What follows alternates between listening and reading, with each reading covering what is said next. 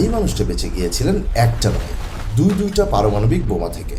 তার নাম সুতোমু ইয়ামাগুচি। 1945 সালের 6 অগস্ট ইয়ামাগুচি কাজের কারণে ছিলেন হিরোশিমাতে। তারপর বুম, পৃথিবীর ইতিহাসে প্রথম পারমাণবিক বোমার বিস্ফোরণ হয়। কয়েক সেকেন্ডেই পুরো হিরোশিমা শহর নিশ্চিহ্ন হয়ে যায়। ইয়ামাগুচি জানে বেঁচে যান, পুড়ে যান, আহত হন, এক কানে কম শোনা আরম্ভ করেন। 3 দিন পর তিনি ফিরে যান নিজের শহর নাগাসাকিতে। গিয়ে তিনি বসকে বলেন, একটা বোমায় পুরো একটা শহর ধ্বংস হয়ে গেছে। বস হেসে উড়িয়ে দেন।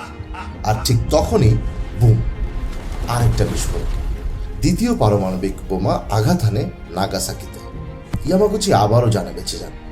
লাখো মানুষের ভিড়ে তিনি হয়ে ওঠেন হিরোশিমা ও নাগাসাকি দুটো ঘটনারই একমাত্র সরকারিভাবে স্বীকৃত জীবিত সাক্ষী। একবার ভাবেন, 2টা বোমা, 2টা শহর, একজন মানুষ। ইয়ামাগুচিকে কি বলবেন?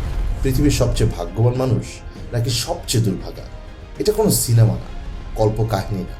ইতিহাসের এই ঘটনাটা আমাদের মনে করিয়ে দেয় জীবন আসলে কতটা ভঙ্গুর, কতটা নগণ্য। ভালো লাগলে ভিডিওটা শেয়ার করেন, কারণ কিছু গল্প কখনোই ভুলে যাওয়া উচিত না।